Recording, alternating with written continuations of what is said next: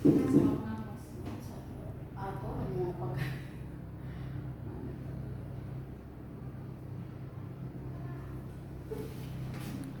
Oke, saya di sini aja. Di sini tentang observasi praktik belajar prasekolah SD Negeri 16383 yang dimana dengan saya sendiri Administrasi Buaya.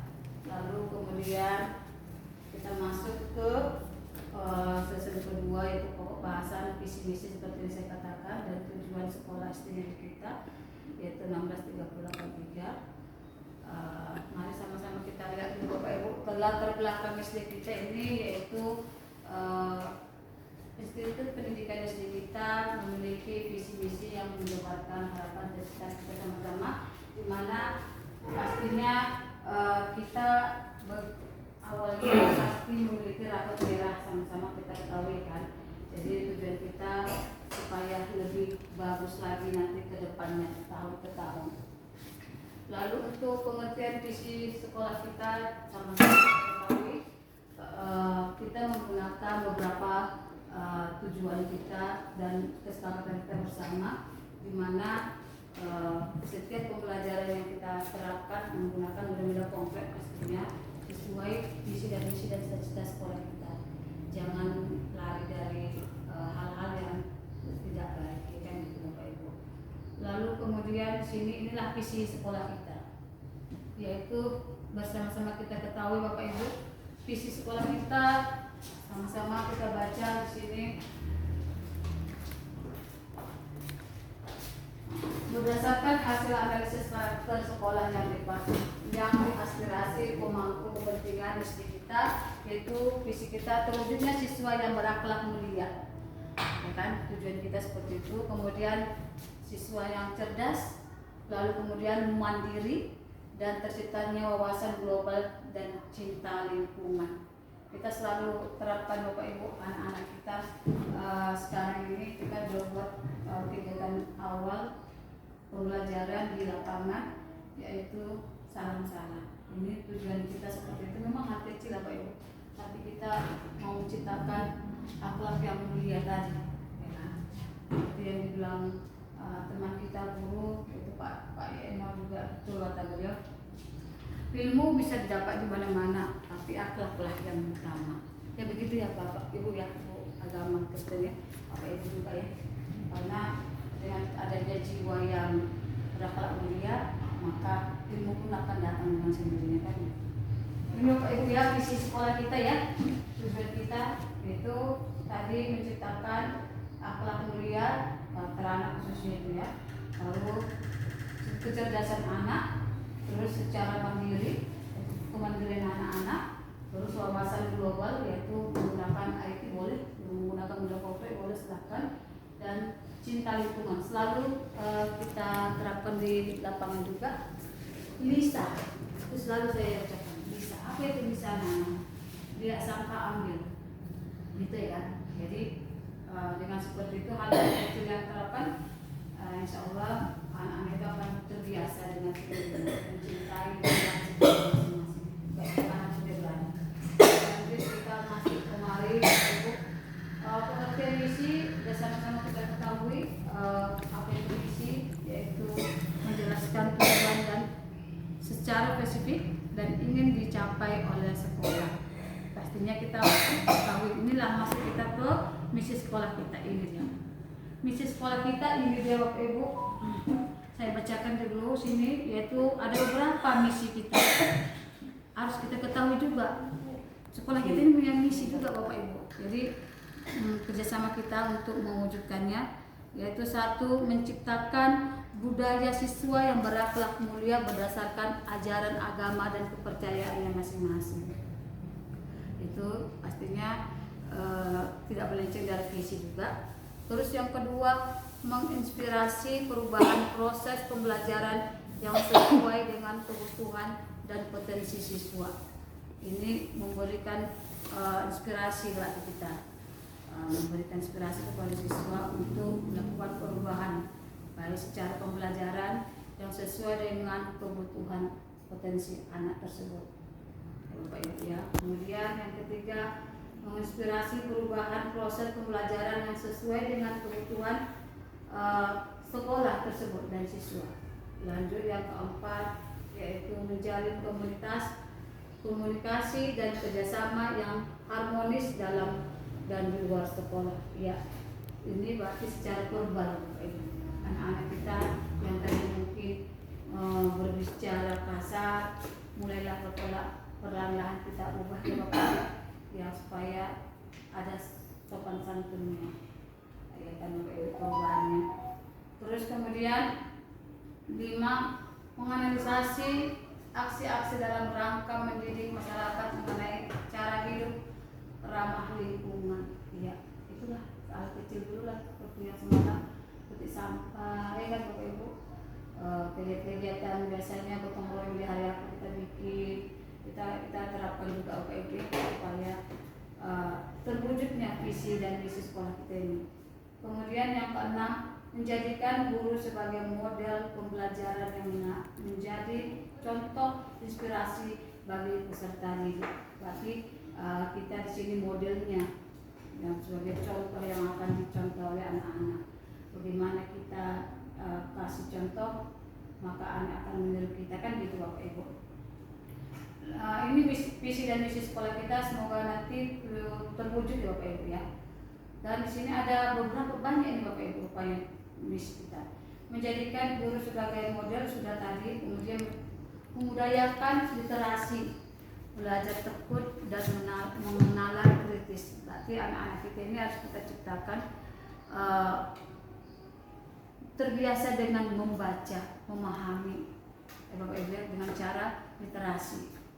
Ya, di kelas Bapak Ibu lebih tahu anak-anak itu kebiasaannya bagaimana, ya kan Bapak Ibu. Kemudian dengan kegiatan seperti itu terjadilah ketekunan terhadap anak dan akan ada secara kenalan kritis. Jadi anaknya Bu Yohana saya tengok ada yang putih, ya Pak, dia mengerjakan, ya dia kritis. Bukan kita aja yang mengatakan, orang dinas kesehatan pun mengatakan itu ya, Bu, langsung dia nampak kritis. Ini sudah mulai terwujud lah, berarti misi sekolah kita terwujud dari anak kita langsung.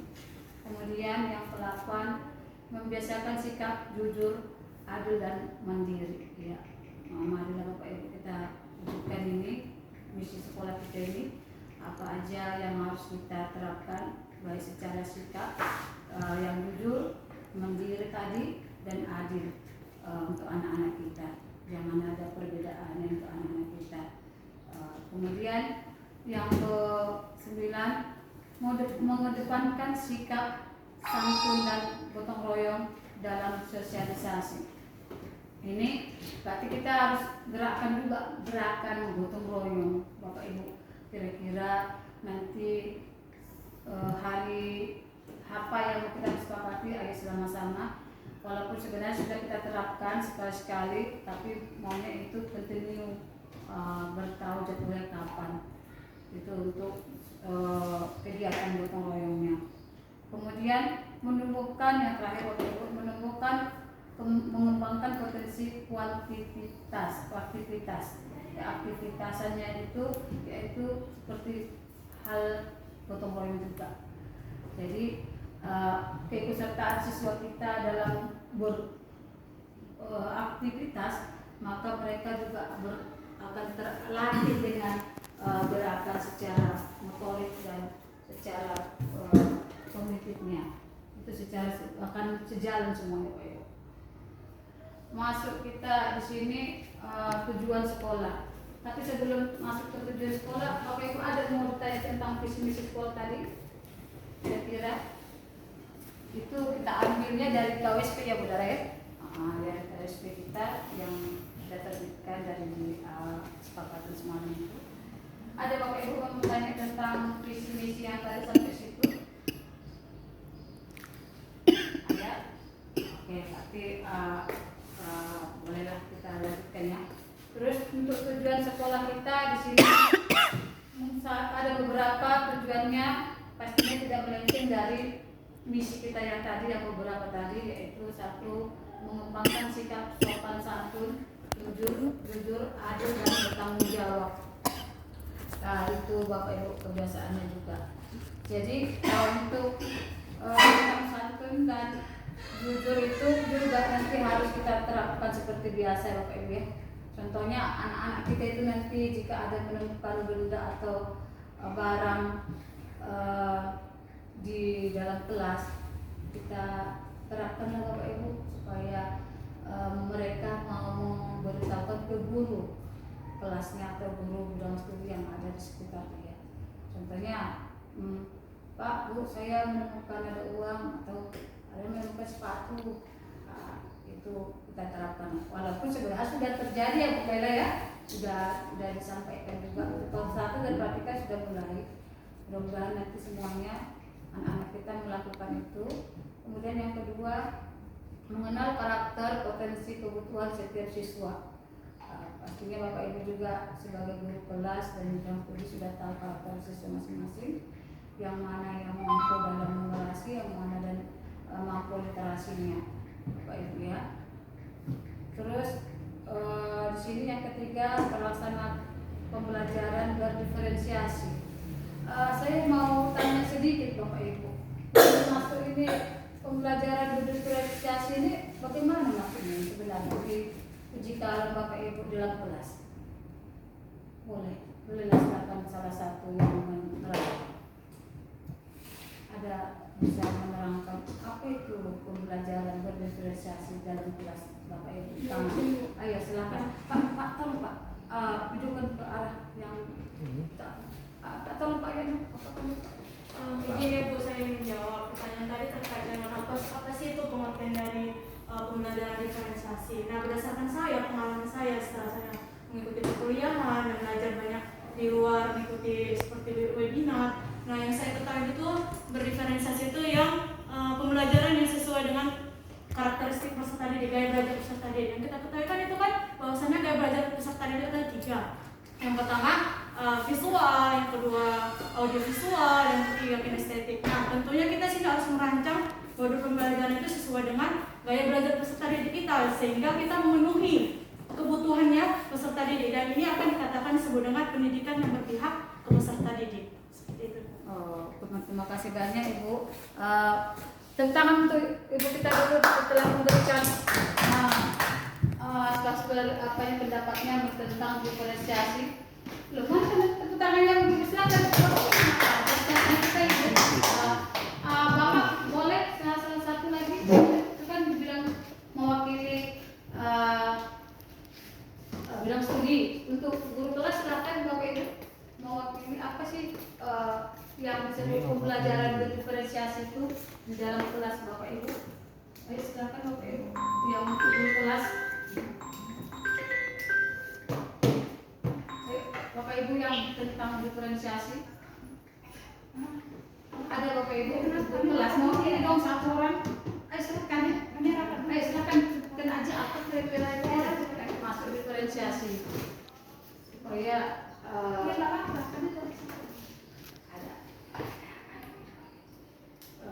berani mendaftarkan, kan boleh lah ya.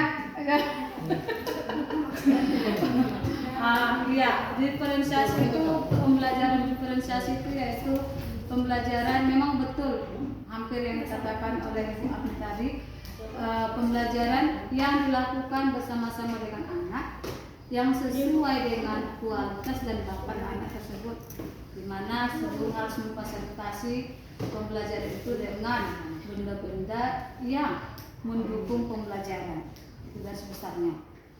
Terus kemudian yang anak-anak itu menarik perhatian anak-anak sehingga anak itu merasa nyaman dan senang. Itu Bapak Ibu ya. Terus kemudian yang lanjut yang keempat, melaksanakan kegiatan proyek penguatan profil pelajar Pancasila minimal 2 tema setiap tahun. Kemana tadi?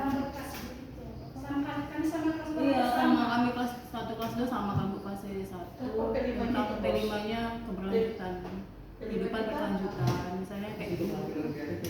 Kayak ada barang-barang bekas, apa namanya?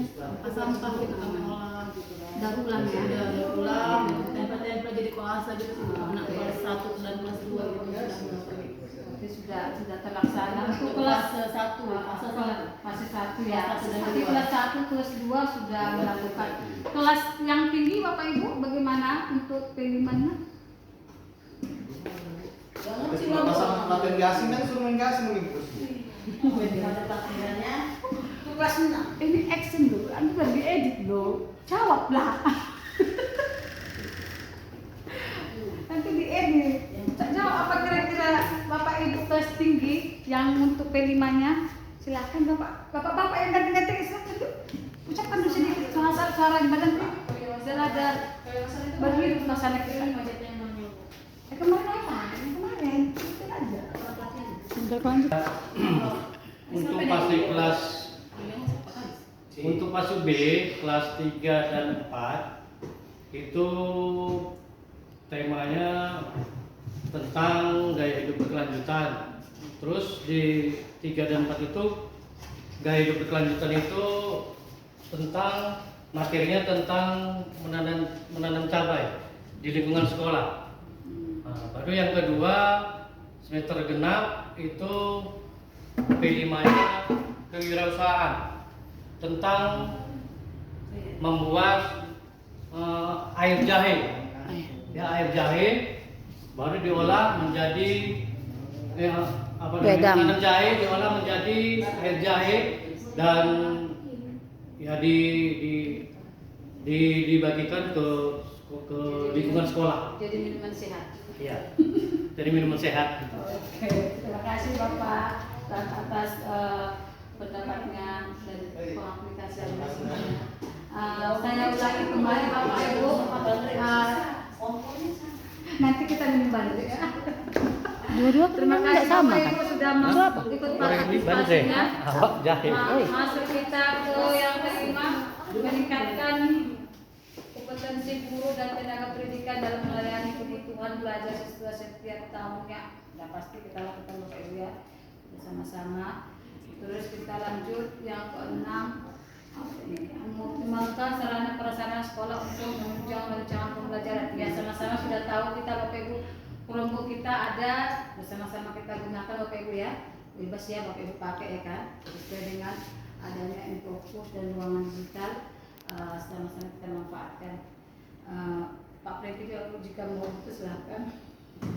Terus semua sarana prasarana nggak dipakai silahkan Bapak Ibu. Seperti biasa. Lanjut untuk meningkatkan pencapaian kemampuan literasi dan numerasi siswa dalam asesmen nasional setiap tahun.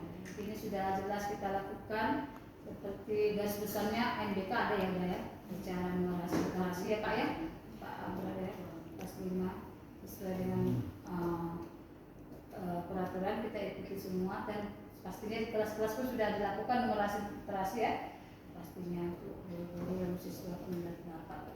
Kemudian lanjut melibatkan siswa, orang tua siswa dalam pemangku kepentingan pengelolaan sekolah pembelajaran minimal 1 kali setiap tahun. Ini Bapak Ibu di poin ini saya mau tanya, kira-kira masuk di tujuan ini apa maksudnya? Kira-kira? Baik, silakan. Komite kan? Komite. Melibatkan siswa, orang tua siswa. Kami hari ini Bu kelas 4, 5, 6 mau ke perpustakaan. Ayo silakan nanti saya sudah tahu. Cuman gini Bu, pengalaman dan naudzubillah katanya terdaftar di kunjungan perpustakaan museum Semarang. Rasaku nggak ada manfaatnya menurutku. Jadi trennya capek, bawa anak jalan, pulang lagi, habis waktu. Menurut saya gitu ya. Kadang kita ada yang buang sana enggak gitu kan. Mereka kurang siap, belum siap untuk datangnya ya. Nyambut ya. Iya. Iya. Dia udah tahu itu bikin jadwal. Dia tahu SD ini mau masuk, SD ini masuk, tapi tiba kita masuk yang di depan tak ada, lampunya mati, belum lagi persiapan begini. Itu dia lainnya. Oh iya, makasih banyak Bu Tuti atas pendapat. Itu saya Bu, asli Bu nunggu saya juga terakhir. Iya, betul juga karena itu yang merasakan pada Iya. saya ya. Oke, itu memang berarti mereka yang belum mempersiapkan diri. Iya. tapi kita ambil garis besarnya Bu, Bapak Ibu, kita bawa ke sana kan sudah berusaha kita untuk mengenal tekanan itu. Tapi yang berkesan itu pasti ke anaknya. Anaknya kan, oh saya udah pernah kesini. Nah itu yang bersama ibu saya yang ini kan gitu nanti. Jadi kenangan itu yang menjadi ingatan anak, karena tujuan kita anak.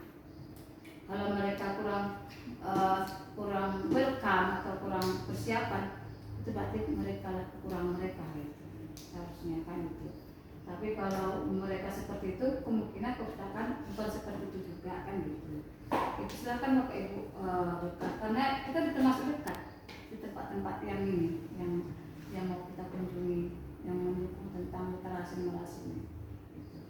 Dan kemudian juga anak kita tanggal 3 dan tanggal 4 ini ada mau kita bawa ya Pak Abel ya, kegiatan gasing. Ini lagi latihan bocah-bocah Bapak ini melatih anak kita. Mudah-mudahan nanti hasilnya ada, amin. Ya kan, bawa nama sekolah supaya jangan sia-sia. Jikalaupun enggak nanti Pak, semangat juga kita ya Pak. Penting ada nama sekolah kita. Iya betul. Kita dukung selalu tuh kegiatan seperti ini ya Bapak Ibu ya. Kemudian yang kita lanjutkan Bapak Ibu nomor 11, meningkatkan kepedulian warga sekolah dalam memelihara lingkungan fisik, sosial untuk mencapai prestasi sekolah adiwiyata di lingkungan nasional. Ini sekolah kita sebelumnya sudah adiwiyata ya Pak Ibu ya. Sumatera Utara udah. Sumatera Utara. Jadi semalam itu perekrutan adiwiyata tingkat pusat ya Bu ya. Nasional. Iya, jadi nasional ya. Jadi kita semalam itu sudah ada beberapa sekolah, kita belum masuk ya kemarin itu, tapi itu pun tetap juga kita jaga pelestarian sekolah kita, ya, terutama ya Pak Pringki ya, minta tolong kerjasamanya Pak Pringki ya, supaya jauh dari sampah gitu. Nah, kayak semalam kan di depan kita sempat itu, sekarang kan depan sekolah kita udah nggak ada lagi sampah kayak zaman dulu ya, sudah ada perubahannya. Tapi walaupun sedikit muncul lagi ya Pak Pring ya, dibuat lagi tumpukan sampah, langsung saya evakuasikan, Pak itu sampah, nah langsung saya buatkan seperti itu. Dan rencana kita nanti tahun depan ya Bu Dara ya, mau kita bikin spanduk besar kayak imbauan lah, jangan membuang sampah di sekitar sekolah, supaya paham kerjasama itu dengan masyarakat gitu. Karena Bapak Ibu yang mengatakan sama saya, serlok sekolah kita ada jemuran, ya kan Bapak Ibu ya. Jadi ada nampak jemuran Bu, itu memang seperti itulah yang disensorkan. Lanjut, mudah-mudahan nanti berubah lebih bagus karena sekolah kita udah mulai bagus memang, karena ada pembangunan juga. Di sini kita untuk project event seperti yang tadi kegiatan kita sudah jelas ada dari awal pagi kegiatan tradisi kita laksanakan ya Bapak Ibu ya. Ya Bapak Ibu ya, setiap pagi kita berdiri di sekitaran anak mendampingi guru yang di depan yang memberi himbauan atau arahan. Terus jangan ada di kantor ya Bapak Ibu ya, minta tolong kerjasamanya. Baru nanti selesai salam-salaman dengan anak-anak, baru silakan Bapak Ibu mau di kantor mau makan mau apa silakan, nggak apa-apa. Mau ada sarapan silakan ya Bapak Ibu, bisa ya Bapak Ibu ya. Kita buat tradisi kecil ini dulu ya. Ya semuanya tolong. Terus yang untuk kegiatan-kegiatan ada bandang, ada Pak Alena.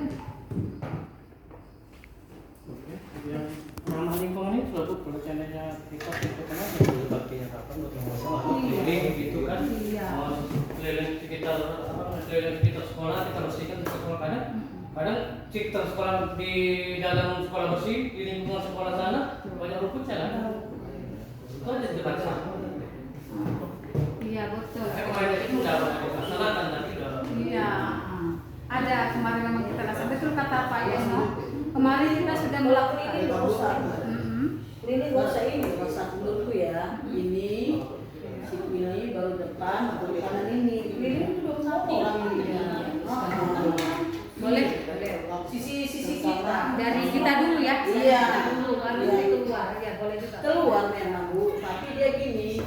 pasang tembok Iya. gitu. Jadi baru tembok depan, baru sini. Kalau ini kan kita udah rumah orang. Iya. Artinya depan itu kan halaman orang. Nggak, istilahnya nggak ketemu halaman depan langsung. Iya, sama kayak kemarin tuh. Besok-besok dibilangin lain. Apa nih? Orang ini bagus sekali kan. Iya. Indonesia lain kan gitu. Kayak apa itu palem ya, kemarin kan Iya. pohon palem kita kan tinggi menjulang besar-besar ya Pak ya Pak. Tapi karena membahayakan, kita takut membahayakan, langsung kita evakuasikan langsung itu, kayak jangan sampai ada korban. Itulah memang sebenarnya menjaga, karena Kepling juga minta tolong kemarin Pak Prenget, minta tolong supaya itu ditebak, langsung kita respon. Nah itu sebenarnya kerjasama juga untuk bersama. Terus untuk kegiatan kita yang masuk Pak Yeno ini, Bapak Ibu, masuk Bapak Pak Yeno, saya paham untuk kegiatan gotong royong maunya kita terapkan kembali kayak kemarin itu tidak terjadi, memang kemarin kan mulai redup lagi karena ini mengenai visi sekolah kita, visi misi kita. Jadi kita terapkan kembali. Kalau Sabtu kan itu apa senang ya, senang. Maunya ini harapan Pak ya tadi ya Pak ya, mau kita galakkan lagi untuk kegiatan gotong royong khusus di hari apa itu maksudnya. Sabtu aja Bu. Tapi senang cinta. Senang aja. Kalau senang kan nggak apa-apa, itu juga di orang. Capek kan jangan Bu, memang biasa kayak gitu. Biasanya kan setelah istirahat. Oh gitu. Oh iya ya Pak terserah. Oh gitu aja Bapak Ibu. Iya, sudah baju olahraga jadi Iya siap. pagi ya. Berarti betul lah. Berarti Sabtu lah sepakat kita Bapak Ibu. Iya ya. Sabtu Dan itu setiap Sabtu atau misalnya Setiap Sabtu sekali aja. dua Sabtu atau 2 minggu sekali. setiap Sabtu aja. Terganggu dia pulau Sabtu, jadi 5 hari belajar kita jadinya 2 minggu sekali nggak Bu? Tapi seperti yang dibilang Bu Yohana tadi, Sabtunya pagi udah 1, 2, 3 ya Bu? Belajar. Oh, Selesai. Satu Iya. iya. Iya. Itu ya Pak ya. Oke. Itu maksudnya ya kan. Oke. Kita buatkan aja nggak apa-apa supaya anak-anak itu terbiasa peduli akan lingkungan juga ya kan. Terus lingkungan kita juga bersih. Kita terapkan lah ya Bapak Ibu ya. Setiap Sabtu selesai senam belajar masuk ya. Salam baru masuk belajar istirahat.